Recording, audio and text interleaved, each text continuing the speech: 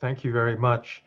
It's a great pleasure to be in this session of the Future Forum Danubia. I want to thank all of the sponsors for inviting me. I'm sorry that I can't be in Budapest in person, but that's the situation we're facing today.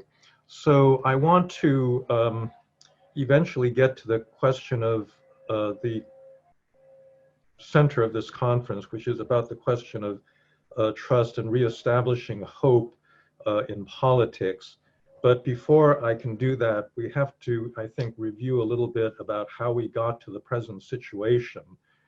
So before we can get to optimism, we have to go through a little bit of pessimism and see where the current world situation leads us. I think, and by the way, I follow Hungary quite closely. I have really for much of the past decade. I think it's been a kind of unfortunate leader in a certain kind of illiberal politics. And I think that, it's very important for people who are supporters of liberal democracy around the world to show solidarity with one another. So I greatly admire the work that you're doing in this forum and elsewhere. So let me talk about what's been going on in the world. I think a lot of this will be familiar to many of you.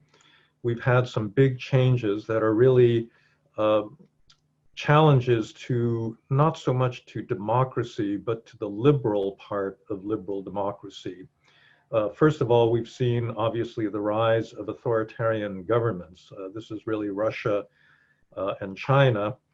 They represent different kinds of threats. I think that Putin's Russia fundamentally does not have an effective economic model, and Putin has compensated for that by taking innovative steps to use new weapons like social media that really had not been exploited by other powers previously, and also to take enormous risks in invading Georgia and Ukraine, sending military forces to Syria, to Venezuela, and to other places. In a way, China represents a bigger long-term threat precisely because they're more cautious. And they have been making big inroads into Eastern Europe through the 17+1 process, using their financial power, their ability to build infrastructure as a way of expanding their influence. And that has really served their foreign policy goals because it's made it very difficult, for example, for the European Union to criticize them over the Uyghurs or over the treatment of Tibet or other kinds of human rights issues. So that's, I think, very familiar to everyone.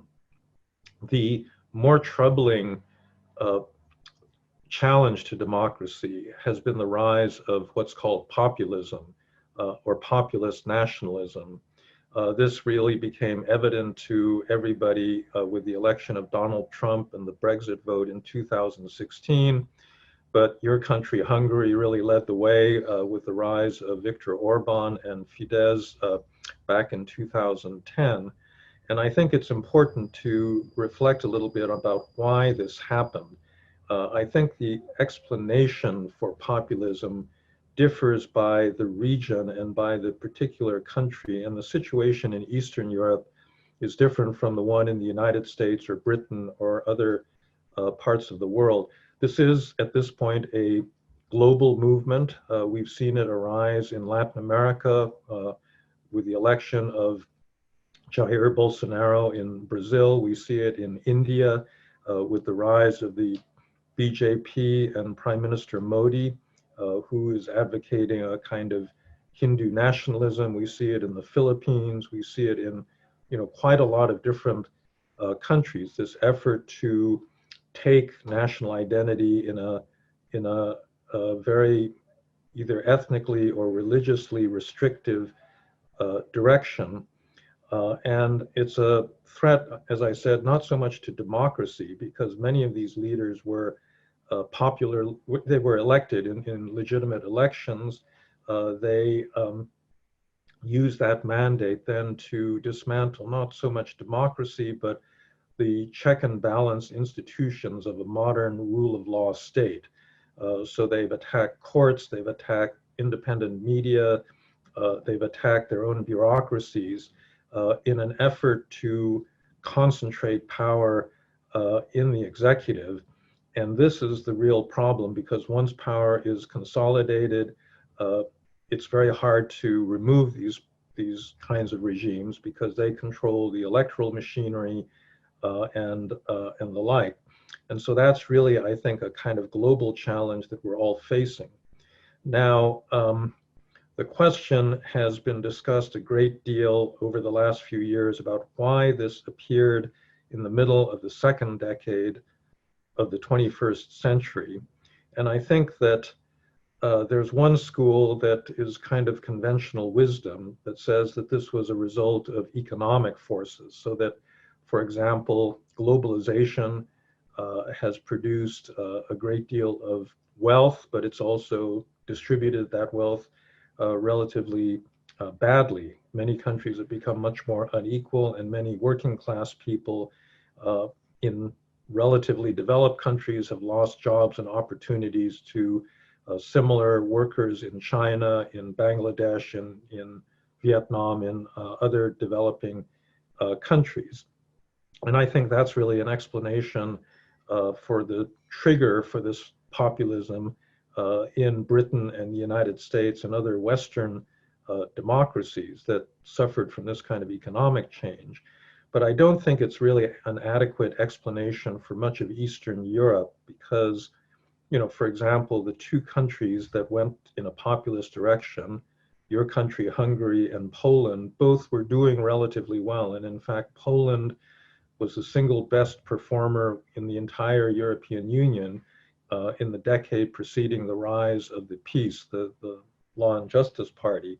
And so I don't think that you can argue that it's really any kind of economic distress that was the trigger for this kind of shift. I think that there you have to look at cultural issues and indeed this question of trust, because what populist politicians on the right did was to exploit a kind of pervasive distrust of mainstream political parties and the elites that had really governed many countries really since the fall of communism. You know, most of those elites were relatively liberal, they were pro-European, and I think that they began to take for granted the dominance of the EU and their set of relatively liberal ideas. And this, I think, was very upsetting to a lot of ordinary people that did not feel as well connected to these broader international institutions. There's a distinct sociology to populism, so that in one country after another, you see liberal politicians being elected from urban centers. You know, in New York or London or Paris or Budapest. And if you go further afield, you know, Moscow and St. Petersburg are really not cities that are very sympathetic to Putin. In almost all of these cases, the people who vote for populist parties live in second and third tier cities or in the countryside or in less densely populated parts of the country. And I think this reflects a cultural difference that exists between people that have relatively good educations, live in urban centers, and are very internationally connected. And it's the resentment of people that don't share those characteristics that has been driving the upsurge in populism. That's really, this distrust of elites is really the single thing that holds many of these forces together. That's certainly the case in the United States, where Donald Trump's power base really is in states that have relatively low populations, you know, no large cities, and the like. And then finally, I think that the international factors are quite important. There's been an effort to create an international populist movement that really, in a way, has been promoted very heavily by Moscow. I think the Russians were looking for a unifying ideology. They didn't really have one until the rise of these anti-elite parties. And at that point, there was a kind of social conservatism that was based on religious belief in some cases, on traditional social values, on support for the family, on opposition to things like gay marriage, that became a theme that could be exploited by external forces that wanted to take advantage of cultural divisions on this kind of issue. And I think that in Europe in particular, the question of national identity has been really at the center of the populist revolt, because the European Union was deliberately created to move beyond nationalism. It was the result of two disastrous world wars in which aggressive and out of control nationalism really destroyed European civilization and undermined the legitimacy of the institutions that had governed Europe in the 19th century. And it was a deliberate effort to create a post-national European identity in place of all of the specific member state identities that had existed previously. But unfortunately, the European Union was really never able to, it never had the authority and the power to create that kind of identity.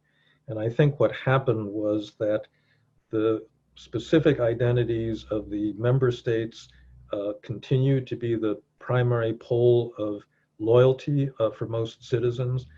This was made very evident during the Euro crisis in 2010, when the difference between Greeks and Germans became very evident. European solidarity did not extend to the Germans being willing to subsidize the Greeks in that crisis. And it became clear that these national identities remained really the powerful organizing forces within the European Union. But there was still an effort to pretend that there had been a supranational identity that had come into being.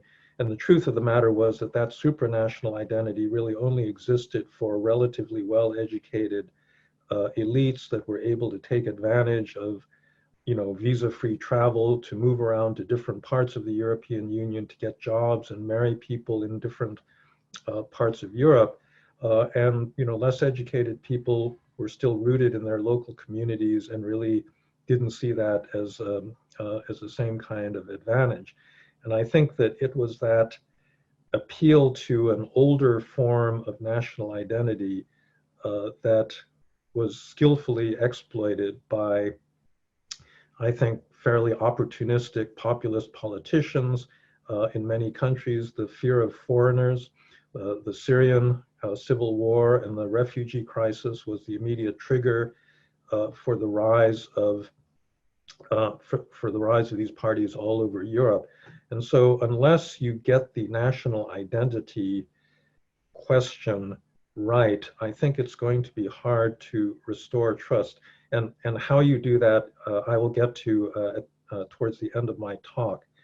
Now, I want to speak about how the COVID epidemic has affected global politics, because in many ways, this is a really big crisis. And I think like, the Great Depression in the 1930s, or September 11th, or, the financial and the Euro crises 10 years ago, we are not going to really understand the full impact of this crisis for years to come. And so I think it's a little bit dangerous to make too many predictions, but we can already see some of the shorter term impacts, and we can speculate about, I think, different scenarios that we can imagine for the future. I think that it's pretty clear that the dominant interpretation of the political impact of COVID is that it's going to strengthen all of the anti-democratic and anti-liberal trends that we already saw with the rise of populism. So before COVID, countries were putting up barriers to movement. They were closing their borders. Um, they were vilifying immigrants and foreigners.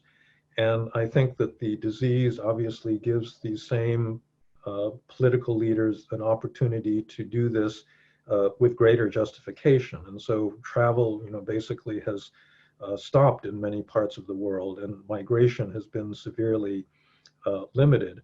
The other thing that's happened, and again, Hungary was a pioneer in this, is strengthening of um, executive authority in order to deal with the disease. This was a perfectly legitimate uh, and necessary shift.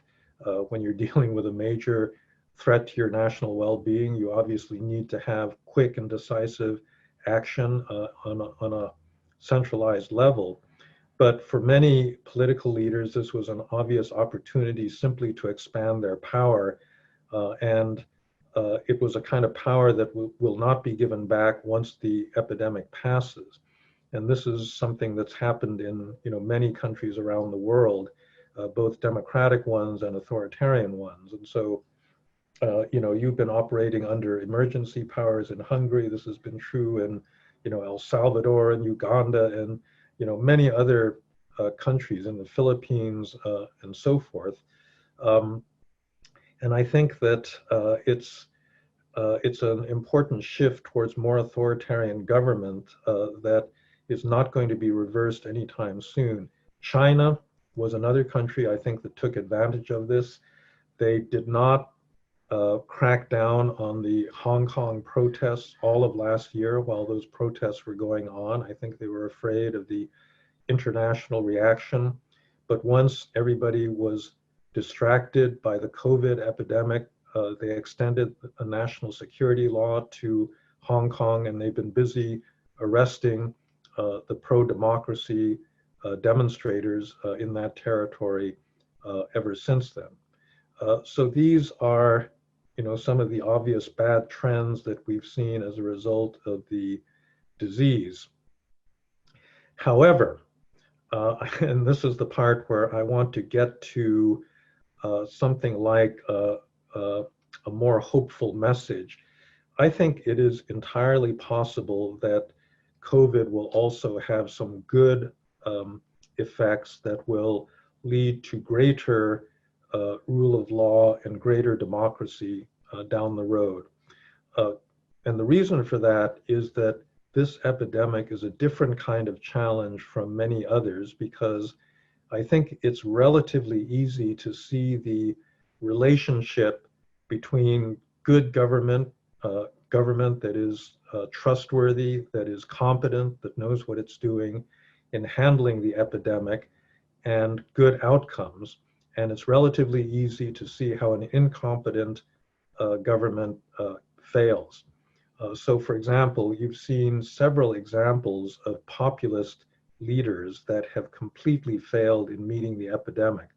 The most obvious one, unfortunately, is my president, Donald Trump, who denied the existence of the virus, said that it wasn't important, didn't do anything to prepare a national response. And as a result, the United States by far has the most infections and COVID deaths of any country in the world. And on a per capita basis is one of the worst performers in the world. And that's why I can't travel to Hungary, because we're seeing, ever since the summer, we've seen a big rise in the number of infections, way ahead of Europe. But that's also true of Bolsonaro in Brazil, of Andres Lopez Obrador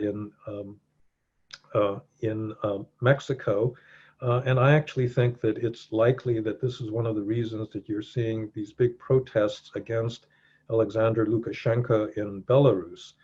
He was another leader, a dictator, who denied the reality of COVID. He didn't prepare his population, and as a result, the disease spread very rapidly. And again, I think people could see the relationship between bad policy and incompetent government and, the bad situation that they were in. And in fact, if you look around the former Soviet Union, you're seeing instability breaking out in many places, in Nagorno-Karabakh, in Kyrgyzstan, as well as in Belarus, and demonstrations, in the Soviet, in the Russian Far East. And I think that Putin is probably quite worried at the moment because he realizes that the sort of anti-regime demonstrations that have occurred in Belarus could happen in Russia at any moment, and that he's vulnerable in a way that a more legitimately selected leader would not be. And so this is something I think bears watching. I think that because Putin has such an existential concern with the outcome in Belarus, he's not going to allow the opposition to push Lukashenko out. But I do think that the whole protest movement indicates that, he's very weak. There are other uprisings around the world. I've said this on numerous occasions in the last 2 years. The spirit of 1989 that led to the downfall of communism is not dead. People do not like living under authoritarian government, and we've seen this in Sudan, in Algeria, in many other countries around the world in surprising ways that indicates that there's still this popular desire to mobilize against both bad government and authoritarian government. In the United States, I think the consequence of COVID will be that Donald Trump will not win a second term. We're having an election in a little bit more than 3 weeks. All of the polls indicate not only that he's going to lose, but that he's going to lose in a landslide election. And that's going to have a big impact because in his first term, he has succeeded in weakening international institutions across the board, the World Health Organization, the Paris Climate Agreement, NATO, all of America's traditional alliances. He has attacked their legitimacy and has pledged that he would try to withdraw American support. He's not been able to do this up to the present moment. I think if he is reelected, then an institution like NATO may not survive the next 4 years, but that doesn't look like it's going to happen. And under, I think, a Biden presidency, there will probably be a return to American leadership. It's not going to be a simple reset, to what things were in 2015 or 16, because our country is extremely polarized and will remain that way. But it is going to be an important shift. And then finally, there are many democratic countries where competent leadership has restored trust. I'd point to two, New Zealand and Germany. New Zealand is going to have an election soon. Jacinda Ardern, the prime minister, is likely to win for the first time an absolute majority for her party because of the effective response to COVID. Angela Merkel was suffering from, the rise of the AfD and criticism of her longstanding chancellorship, and her popularity has gone up substantially because of the competent handling of the disease. And so this is one, I think, lesson, one valuable lesson, that actually people do trust and they do reward competent, effective government. So the final issue that I want to touch on is this question of identity, because I do think that it is a weakness of many liberals that they don't believe that national identity is important. Many of them feel that they're citizens of the world and should express solidarity with, people on a kind of universal basis. And I don't think this works either in theory or as a matter of practical politics. I do think that national identity is important, but it is important that that identity be based squarely on open, equal, and democratic values. And if it becomes based on something like ethnicity or race or religion, that excludes a certain subset of the population, then that national identity leads to the kind of old-fashioned, exclusive and aggressive nationalism. And so one of the things that I've been arguing over the last few years is that liberal democratic politicians need to think about identity. They need to shape an identity that is liberal and democratic, but is an identity that people can feel loyalty to, because it really is a basis for trust within a political system and trust within a society. If you believe that you're all members of the same political community, it makes cooperation and interaction, even if you disagree about policies, possible. And so I think it's these two elements. It's actually effective governance on the part of democratic politicians, and it's sufficient attention to the right kind of national identity that will be critical in restoring trust. So with that, thank you very much for your attention. I've been in discussions with Istvan Stumpf on previous visits to Hungary, and so I very much look forward to his discussion. Thank you. Very much indeed, yes. Professor Stumpf is up to his lecture soon, in about 15 minutes. Visszatérek a magyar nyelvre, elnézést kérek, és magyarul fogom feltenni a nézők kérdéseit, igyekszem lassan, hogy a tolmácsok tudják követni és tolmácsolni Fukuyama professzornak. Hadd kezdjem az elsővel, a közbizalom javulása. Ha elképzelhető, milyen időtávon képzelhető el? Nyilván ugye a professzor azzal kezdte, hogy régiónként, kultúránként, helyzetenként eltérő ez, de látott-e pozitív példát ilyenre?